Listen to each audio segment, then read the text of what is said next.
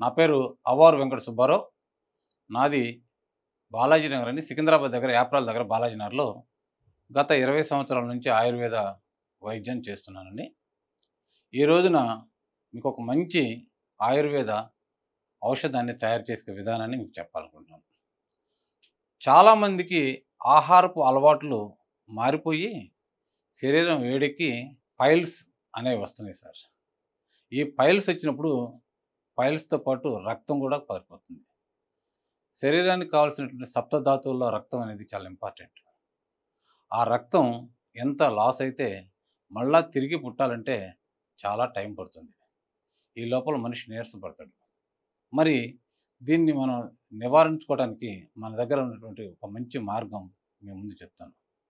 అసలు పైల్స్ ఎందుకొస్తాయి అంటే ఆహారపు తిన్న ఆహారం అరిగి జీర్ణాశయం పెద్ద వేగుల చివరి దగ్గరికి వచ్చినప్పుడు అక్కడ మలం తయారవుతుంది.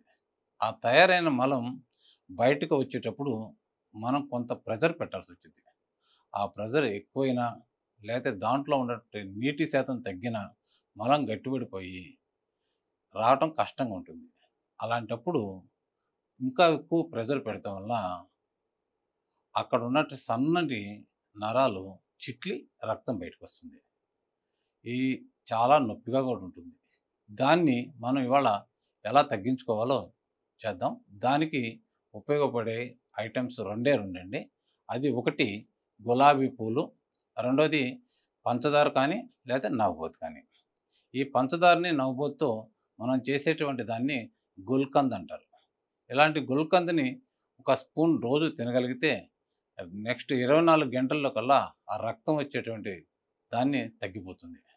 ఇప్పుడు ఆ గుల్కంద్‌ని మనమే ఎలా తయారు చేసుకోవాలో మీకు ఇప్పుడు చూపిస్తాను.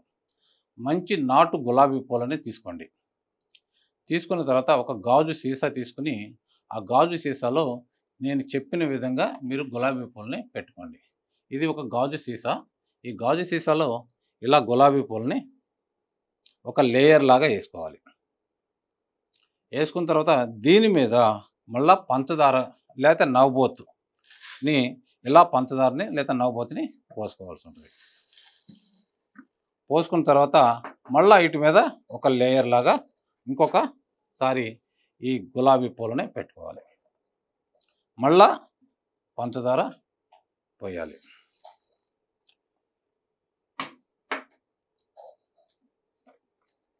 మళ్ళా గులాబీ పూలు. ఇలా గులాబీ పూలని లేయర్ లేయర్‌లుగా మధ్య మధ్యలో పంచదారని నింపుకుంటూ గాజు సీసాలో పెట్టేసి దీనిని మనం ఎండకి పెట్టగలిగితే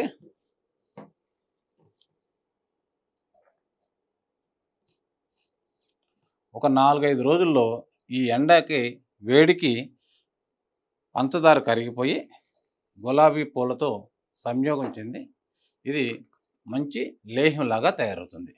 ఈ తయారైన లేహ్యం ఇలా ఉంటుందండి.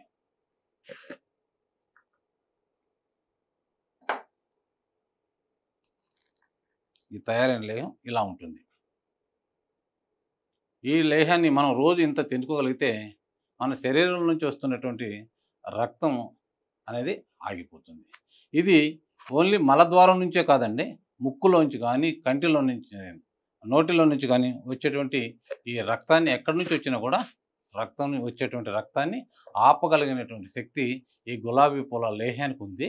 మీరు కూడా ఇంట్లో తయారు చేసుకుని ఇలాంటి సమస్య వచ్చినప్పుడు తీసుకోవచ్చని చెప్తున్నాం.